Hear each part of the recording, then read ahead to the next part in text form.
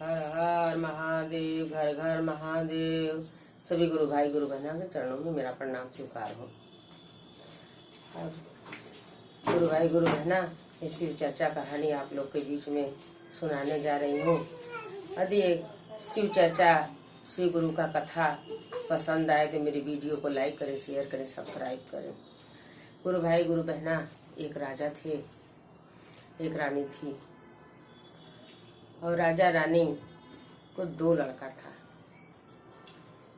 राजा रानी को दो लड़का था और राजा रानी कुछ ही दिन बाद खत्म हो गए।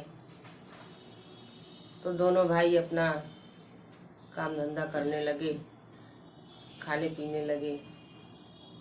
तो कुछ ही दिन के बाद तो फिर बड़ा बेटा का शादी हो गया, भौजाई आ गई। भौजाई आ गई तो फिर कुछ दिन के बाद छोटा का भी शादी हो गया। छोटा का शादी नहीं हुआ था, एक बड़ा वाले का शादी हुआ था। तो छोटा वाले को बड़ा वाला कहता था कि तुम पढ़ो पढ़ो लिखो, बड़े हो जाओ, फिर शादी ब्याह होगा तो होगा, होगा तो होगा। तो ये छोटका कह रहा है कि का हम जीवन भर पढ़वे करेंगे। इनका तो शादी हो गया, बीबी आ गई, आराम से रह रहे हैं, बना के दे रही है, खा रहे हैं, पी रहे हैं, मस्ती से हैं। हमको कह रहे हैं खाली पढ़ो। तो पढ़ के भी हम क्या कर लेंगे? इससे अच्छा तो कोई धर्म का काम करें तो कुछ फल मिल सकता है। तो बस्ता वस्ता लेके स्कूले के लिए निकलता है। अब फिर रास्ते में एक बहुत बढ़िया सा कुआं रहता है, वो कुआं पर बैठ जाता है। अब कुआं पर बैठ करके बस्ता बस्ती एक किनारे रख के और सबको पानी पिला रहा है, काढ़ काढ़ के सबको पानी पिला रहा है, सबको पानी पिला रहा है। तो भाई जो आएगा प्यासा हुआ वो कुएं का पानी पिएगा, जो आएगा प्यासा हो पानी पिएगा। तो पानी पी पी के लोग चले जाते हैं, सब लोग चले जाते हैं।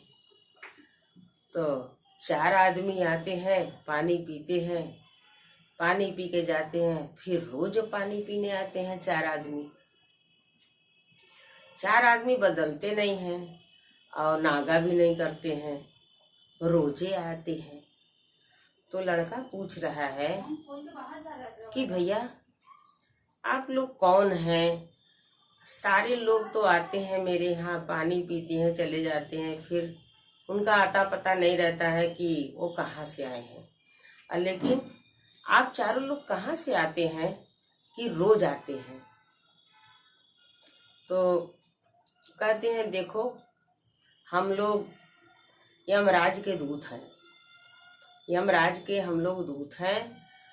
हम लोग कोई यमराज भेजते हैं पृथ्वी पर कि जो मरने वाला रहता है उसका प्राण लेने के लिए, उसका प्राण लेकर के जाते हैं यमराज के पास। हम लोग यमराज के दूत हैं। तो कहे अच्छा, तब तो भैया बहुत अच्छे लोग हैं आप लोग कि इतना अच्छा काम करते हैं, इतना धर्म का काम करते हैं। ठीक है, अच्छा यमराज से मेरी एक बात पूछ लीजिएगा, यमराज से एक बात हमारा पूछ लीजिएगा कि मेरे नसीब में क्या लिखा है। तो कहे ठीक है, अच्छा अब जाएंगे आज तो पूछ के रखेंगे, कल आएंगे तो बताएंगे कि तुम्हारे नसीब में क्या लिखा है। तो जाते हैं तो यमराज जी से कहते हैं कि महाराज जिस कुएं पर हम लोग पानी रोज पीते हैं वो लड़का पूछा है कि यमराज जी से पूछ लीजिएगा कि मेरे नसीब में क्या लिखा है। तो कहें देखो यदि उसको साफ साफ बताओगे तो वो रोने लगेगा, कहीं घबरा जाए तो कहे नहीं, वो पूछा है कि यमराज जी से पूछ लीजिएगा कि मेरे नसीब में क्या लिखा है।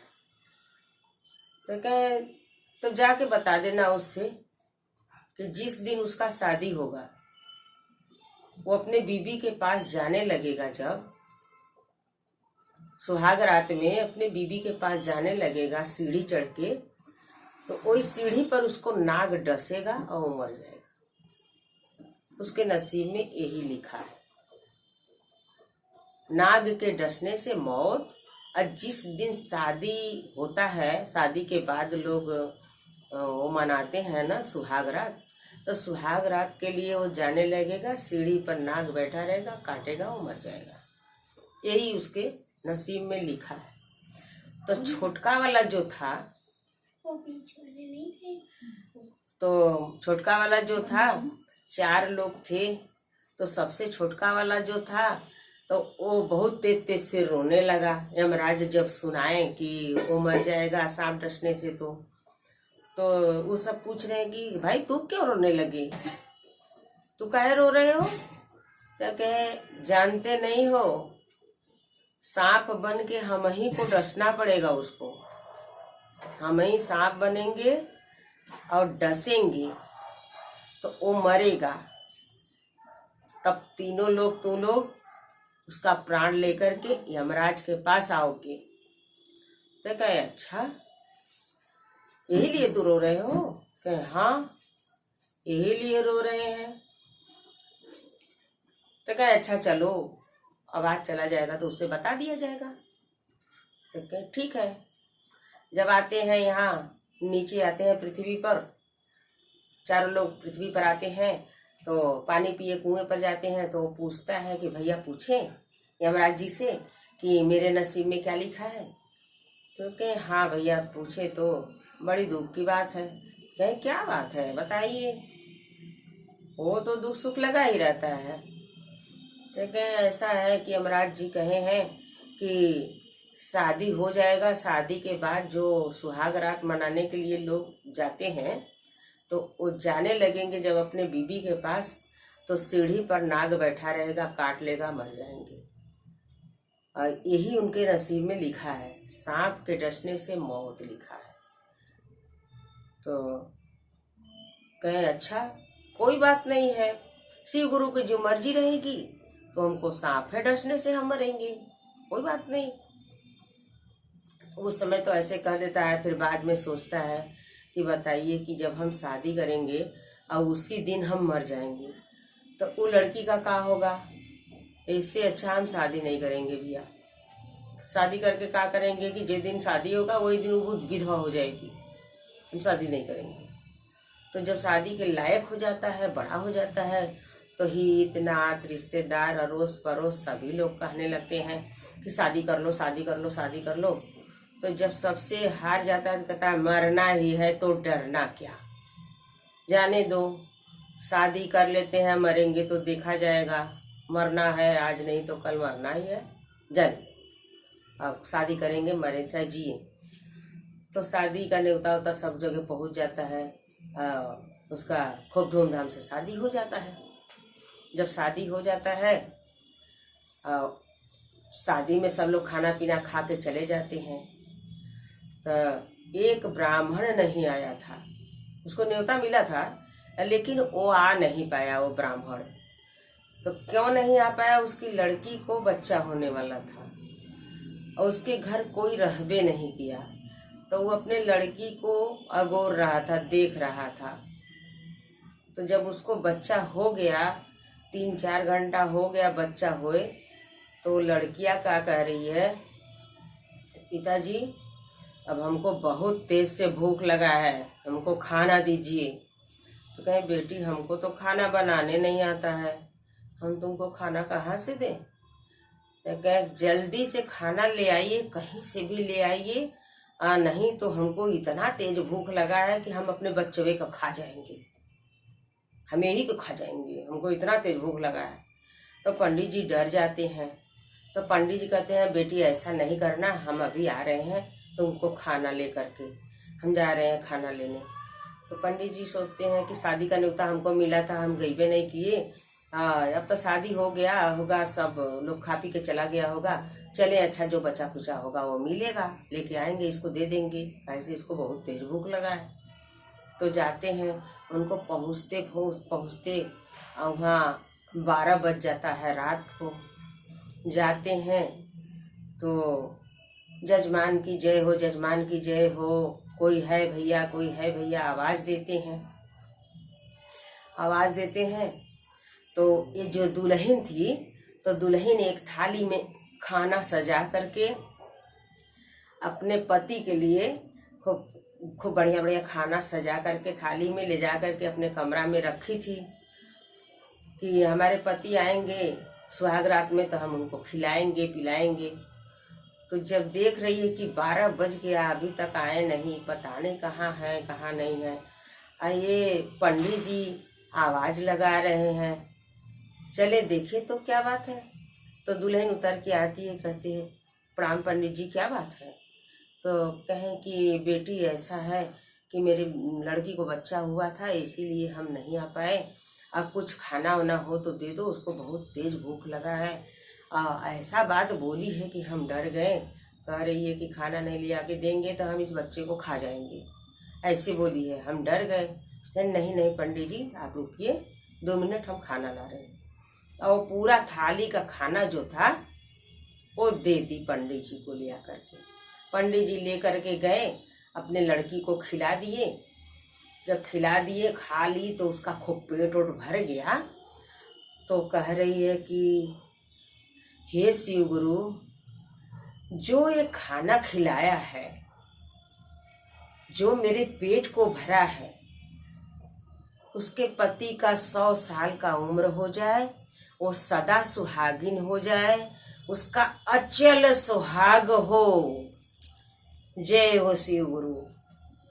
ऐसे कह देती है तो उसके जबान से जो आशीर्वाद निकलता है तो उसके पति को जा करके लग जाता है आशीर्वाद। आशीर्वाद लग गया है। अब वो चढ़ रहा है सीढ़ी से अपने पत्नी के लगे जाने के लिए सुहाग रात में। सीढ़ी पर चढ़ के एक तल्ला जब चढ़ा है, दूसर के तल्ला पर पैर रखा है तो सांप उसको डस लिया। सांप डस लिया तो उसको कुछ नहीं हुआ, फिर डसा, उसको कुछ नहीं हुआ, फिर डसा, उसको कुछ नहीं हुआ। उसके सारे शरीर में सांप डस डाला, सगरों एकदम काट काट के छलनी कर दिया, लेकिन उसको कुछ नहीं हुआ, उसको कोई बिख नहीं भीना, न तो वो मरा। तो जब वो काटते काटते परेशान हो गया, वो तो यमराज के भेजा हुआ दूत आता है ना, इंसान को वही रास्ते पर ले जाता है, वही घटना घटवाता है, वही काटता है पीटता है।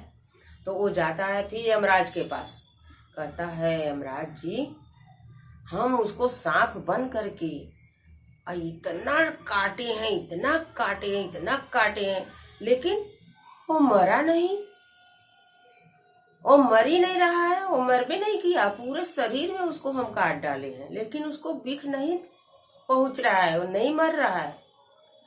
तो यमराज जी खूब तेज से हंसते हैं, कहते हैं नहीं मरा। तब ये बात का तो जानकारी मेरे पास नहीं है, चलो शिव गुरु के पास चलते हैं, चलो शिव गुरु के पास चलते हैं। अब वो शिव गुरु के पास लेके जाता है। शिव गुरु माता भवानी कैलाश पर्वत पर बैठी थी। अब वहां जाते हैं, दोनों लोग प्रणाम करते हैं, कहते हैं क्या क्या हुआ भाई, क्या समस्या है, तो लोगों का बोलो। तो कहें भगवान शिव गुरु, एक लड़का था, उसका नसीब में सांप काटने से मौत लिखा था, लेकिन सांप काटा है, मौत आने पर सांप उसको पूरे शरीर में डस डाला, लेकिन वो मरा नहीं। तो कहे नहीं मरेगा, नहीं मरेगा, क्योंकि उसका पति जो है सारा काम छोड़ करके, पढ़ाई लिखाई छोड़ करके लोगों को पानी पिलाया है, पानी पिलाया है, तो सबसे आशीर्वाद ले लिया। अब फिर जो उसकी पत्नी आई है शादी करके, तो कुछ भी आगा पीछा नहीं सोची है, वो खाना खिलाई है भूखी औरत को। तो भूखी औरत को खाना खिलाई, और जो खाना खा ली है औरत, तो कही है कि जो मुझे खाना खिलाया, जो मेरा पेट भरा है, उसके पति का उम्र 100 साल का हो जाए।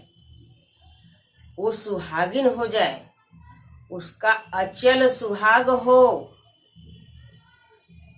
तो जब वो औरत उसको आशीर्वाद दे चुकी है तो उसको कोई नहीं काट सकता।